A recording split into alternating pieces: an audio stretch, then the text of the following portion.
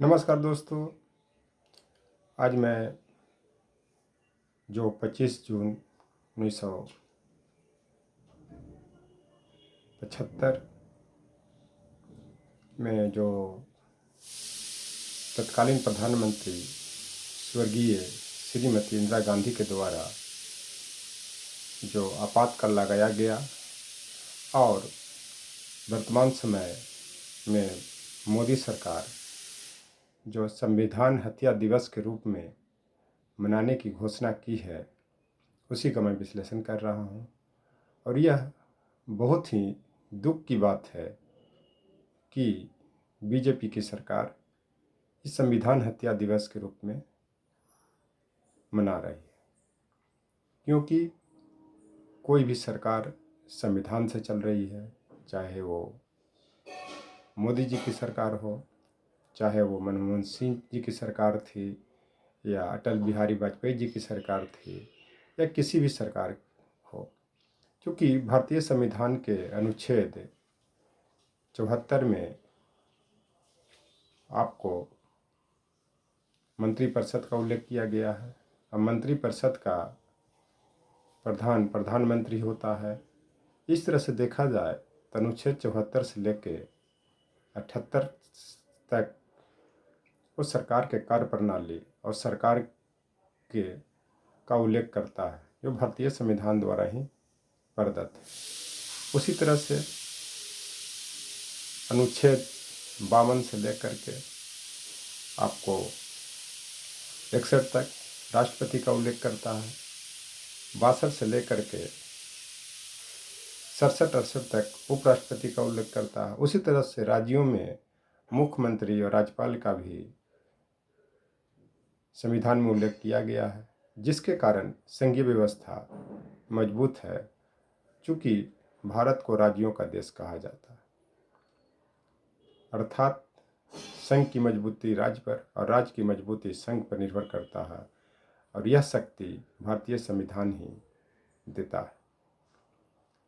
तो भारतीय संविधान के अनुच्छेद 352, 356, 360, जो 352 आपातकालीन का उल्लेख करता है, जो इमरजेंसी टाइम है। 356 प्रेसिडेंट रूल, राष्ट्रपति शासन, जो राज्यों में संवैधानिक तंत्र के विफलता के परिणाम स्वरूप लगाया जाता है। अनुच्छेद 360 वित्तीय आपात की घोषणा करता है, लेकिन भारत में अब तक वित्तीय आपात की घोषणा न की गई है। लेकिन कोविड काल में जब मोदी जी ने लॉकडाउन लगाया, तब ऐसा माना जा रहा था कि हो सकता है कि वित्तीय आपात की घोषणा हो सकती है, लेकिन ऐसा नहीं करके अप्रत्यक्ष रूप से लोगों के जो सरकारी कर्मचारी थे, अधिकारी थे, उनके सैलरी काटे गए, एक एक दिन का वेतन काटे गए। इसके अलावा और कई तरह की उनके सुविधाएं को रोक दिया गया। इससे बहुत दिनों तक डीए नहीं मिला। उसके बाद पिछले दरवाजे से भी उनके वेतन में कटौती की गई।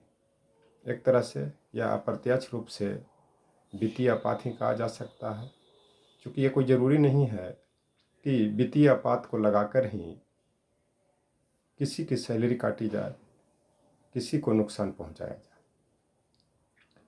दूसरी चीज़, जब इंदिरा गांधी जी ने, उस समय के स्वर्गीय इंदिरा गांधी जी ने इमरजेंसी लगाया, क्यों लगाया? तो इमरजेंसी का ये रूल है, आपातकाल का ये रूल है कि जब देश पर बाह्य आक्रमण हो, सशस्त्र विद्रोह, देश में सशस्त्र विद्रोह हो, या आंतरिक सुरक्षा खतरे में पड़ जाए, तब इमरजेंसी लगाया जा सकता है। यह भारतीय संविधान के अनुच्छेद 352 कहता है। तो उस समय में जब इंदिरा गांधी पर यह आरोप लगाया जाता है कि इन्होंने ज़बरदस्ती परिवार नियोजन को लागू करने के लिए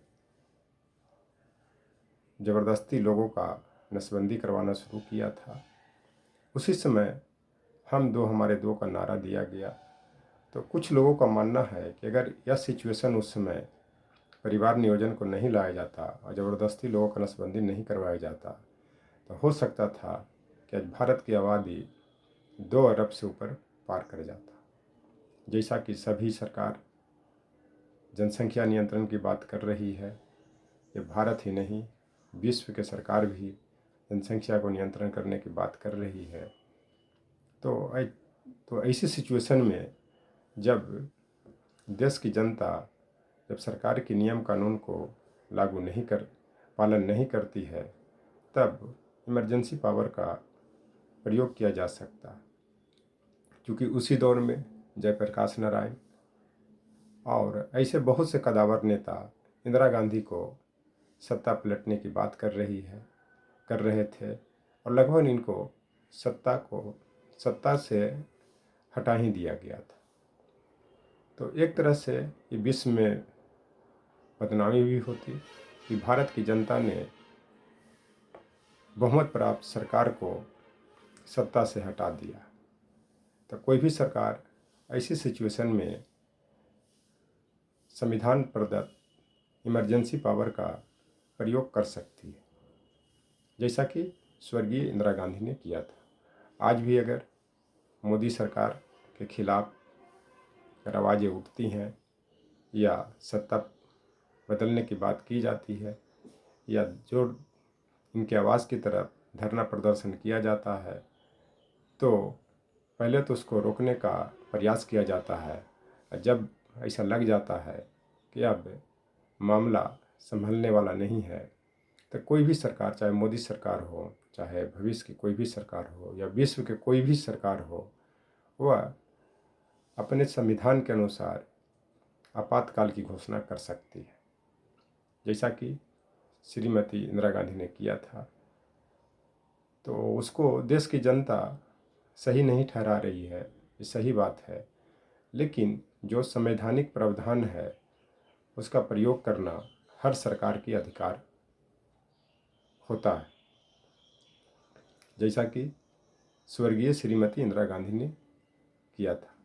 लेकिन आज अब प्रत्यक्ष रूप से देखा जाए कि चाहे वो सोशल मीडिया प्लेटफॉर्म हो या प्रिंट मीडिया प्लेटफॉर्म हो, किस तरह से सरकार के द्वारा कंट्रोल कर लिया गया है, ये सभी जानते हैं। खास करके कोविड काल में ऐसा भयावह दृश्य इलेक्ट्रॉनिक मीडिया और प्रिंट मीडिया के द्वारा दिखाया जा रहा था कि जैसे लग रहा था कि सिर्फ कोविड का ही समाचार इस देश में है, कितना इस देश में मरा, भारत में इतना मर रहा है, इतना कोविड से प्रभावित हो रहे हैं, जबकि इसको तिल के ताड़ बनाया गया। तिल का ताड़ का मतलब होता है कि छोटी बात को बड़ी बात बनाना, जैसा कि कोविड काल में देखा।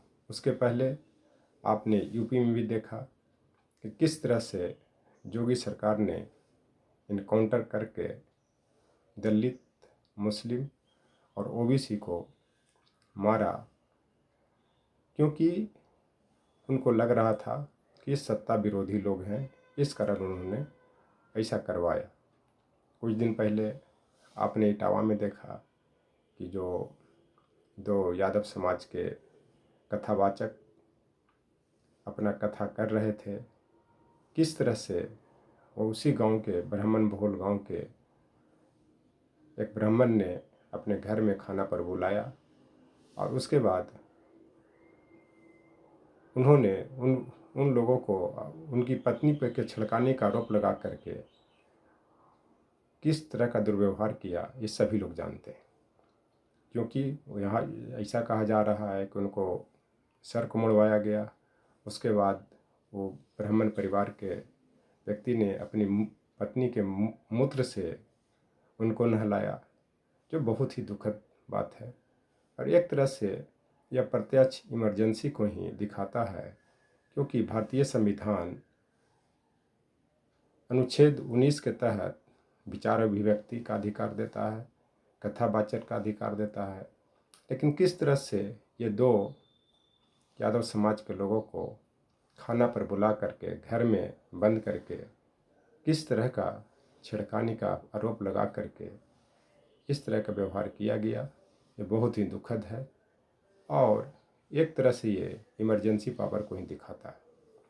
आज देख रहे हैं, आज सरकार की बहुमत कम हुई है, सरकार बनाने लायक बहुमत नहीं आई है, तो थोड़ा ये सरकार कंट्रोल में रही है। तो पिछले 10 साल में किस तरह की इसकी शासन व्यवस्था चल रही थी, ये पूरा देश देख रहा था, और अप्रत्यक्ष रूप से इमरजेंसी को ही दिखाता है। थैंक्स।